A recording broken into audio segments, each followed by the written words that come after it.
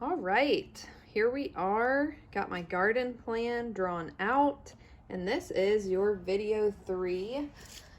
Guess what I did today? Look at all these little baby seeds. You can't see them, but they're in the soil. I planted today. So February 1st is about 8 weeks out for me from our last average frost date. Might be different depending on where you live for you, but that's what it is for me here in Summerville, South Carolina. This is what it looks like in the beginning before they become plants, just nicely all labeled. You want to always keep it super organized as far as, very meticulous, one type of seed at a time. I've labeled, I did all these labels ahead of time. I also made this list ahead of time, what I wanted to plant, how many of those, each of those things. I thought I was only going to be able to fit 32 of these cells in here. There are cells, they're hard to see because they're kind of covered with soil. But I actually was able to fit 40, so I have about 7 extra, which is great because I always find more stuff I want to plant. And let me just show you what I use for my material. We've got this Jiffy stuff at Lowe's, and it's sterile and it's good seed starting mix. It's really light to start with. It tells you on the back, but you have to fill up all your cells, put them in the tray just like I had in there. This is what mine looked like, by the way. They're a little bit bigger than what I've used in the past, mainly because I don't want to have to pot up, put them in bigger pots before I plant them because that's a pain. But you wet it down really well. Once it's in, you put that stuff in the pots, spray it with a hose a couple times. Make sure it's really good and saturated because it's really dry to begin with, and then these peat cells are really dry too. I even sprayed some water down in there, and I'm gonna add more because you can see the top's still dry and it soaks up the water just like a sponge by the process of osmosis. Here's your biology lesson for today.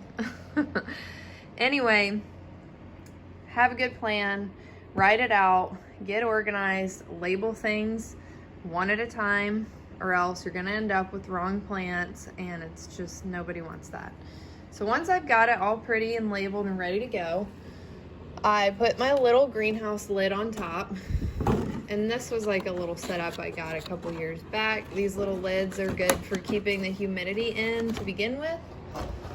Sorry. And then I'll put this on a heat mat.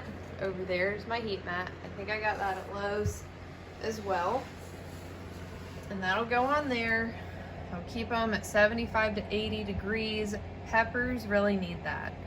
Tomatoes, most will germinate without it, but peppers really need that heat mat to keep them nice and warm, or something. I do have this heater here too, but that's really mostly for my feet because we're under my desk right now. My feet get cold. And then I keep the lid on until the first one germinates, meaning I see green. Then I'll take it off, put it to the side, and also once the first one germinates, make sure to get a light on them really quick. This is broccoli right here, by the way. I'm gonna plant that in about a month outside, but I'll have to hang more lights and move everything over some, because then that light will help the plants to grow straight up and not be confused by not enough sun.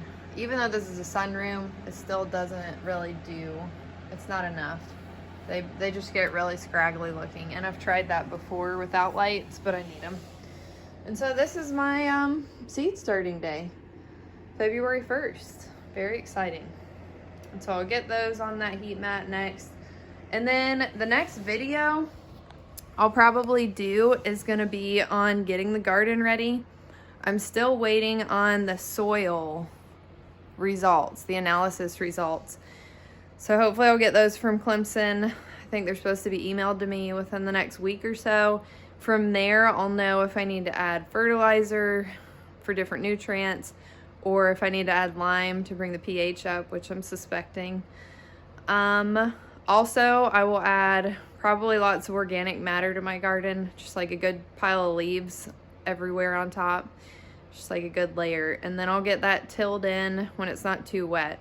So I'll do another video on kind of prepping the garden area while we're in this little waiting phase before it's warm enough to plant stuff outside. And so I'll see you again soon. Oh, and my dad had a good idea of doing a chicken care video. So I'll probably do that too, just for fun, because everyone loves chickens, right? At least they make me laugh. All right, so happy gardening. See you guys again soon.